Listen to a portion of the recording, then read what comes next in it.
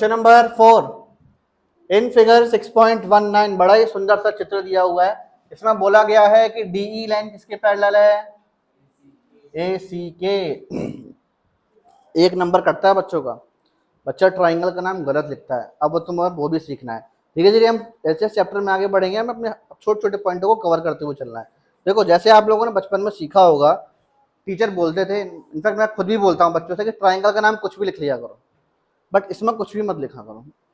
आप जब BPT, converse of BPT वाली चीजें पढ़ोगे करोगे ना, तो ट्राइंगल का नाम अंधाधुन मत लिखना। ट्राइंगल का नाम लिखने का तरीका ऐसा होता है, जैसे मान लो मैंने बोला बेटा मेरे पास एक ट्राइंगल है, इस ट्राइंगल में ये लाइन जो है इस लाइन के पैरेलल है। इसका नाम ट्राइंगल का मान लो मैंने रख दिया ए बी सी, और इसका नाम रख दिया पी क्यू। तो अब आप यहाँ पर अगर मैं बड़े वाले ट्राइंगल की बात करूँ, सीख लेना अच्छे से, बड़े वाले ट्राइंगल की बात करूँ तो आपके दिमाग में 3 आंसर होंगे, A B C, B C A, C A B. होगा कि नहीं होगा? मैं बोलूँगा सिर्फ एक ही नाम है इसका, ए बी सी। ए बी सी क्यों बोला वो सुन लो, क्योंकि इसके बाद हर ट्राइंगल के ट्राइंगल जो है इस क्वेश्चन में, इस चैप्टर में आगे चल के बड़े उल्टे सीधे ट्राइंगल बन के आने वाले हैं। आपको उसको सीधा करके नाम लिखना है। उसका नाम देखो बोर्ड पर, देखो नाम कैसे लिखोगे इसका।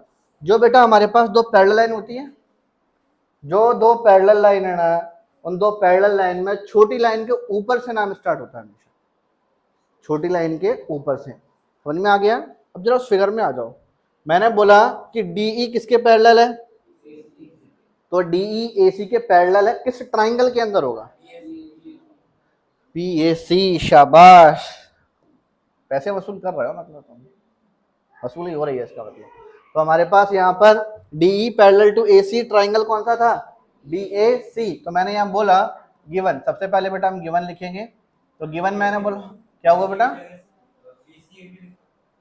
हाँ, बी ए सी लिख दो या बी सी ए लिख दो, ये पॉइंट मेन है, बस स्टार्टिंग पॉइंट ये होना चाहिए, ठीक है ना। अब आगे देखो, मैंने बोला कि बेटा हमारे पास डीई इन ट्राइंगल ना, ट्राइंगल तो इसमें क्वेश्चन में भी यूज नहीं किया ना, यहाँ हम लिख देंगे डीई पैरेलल टू क्या है?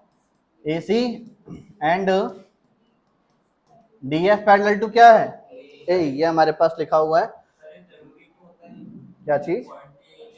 नहीं देखो, मैं तुम्हें एक बात बताऊं बेटा, चीजों को क्या बहुत सही वे में लिखना बहुत जरूरी है। एक सभ्यता वाली बात आती है कि नहीं आती है। जैसे मैंने बोला बेटा तुम घर पर जाओगे, तुम्हें 10 रुपये चाहिए, पापा से क्या बोलोगे?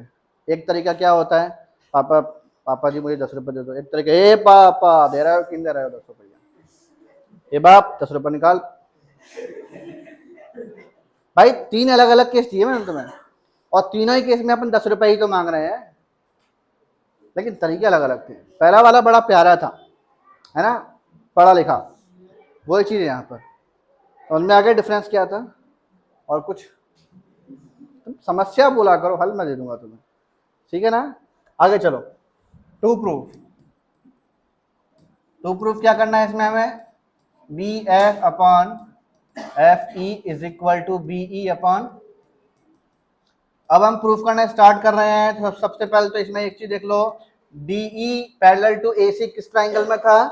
बीएसी। तो हमारे पास यहां पर मैंने लिखा in triangle BAC DE is parallel to AC. तो फिर बाय बेसिक प्रोपोर्शनैलिटी थ्योरम क्या हो जाएगा? बीपीटी थ्योरम से हमारे पास B D upon D A, यही होगा ना, B D upon D A, B D upon D A is equals to BE upon EC. होगा ना, होगा ना, बीई अपॉन ईसी। इसमें कोई दिक्कत तो नहीं है।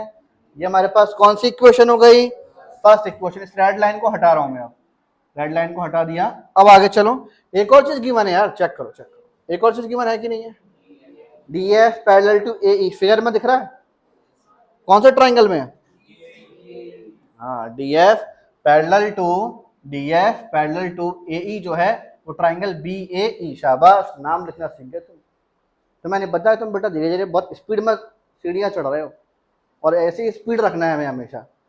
हमें यहाँ पर अब लिखना होगा in triangle B A E, B A E, triangle B A E में D F parallel to A E, D F parallel to A E. तो फिर बेटा by basic proportionality theorem, basic proportionality theorem से क्या होगा हमारे पास, B D upon D is equals to B F upon F E. ये second equation हो गई कि नहीं हो गई? सेकंड इक्वेशन समझ में आ गई? समझ में आ गया सेकंड इक्वेशन। अब देखो जरा, अदालत क्या फैसला सुनाने वाली है? जो चाहिए था मिल गया कि नहीं मिल गया, है ना?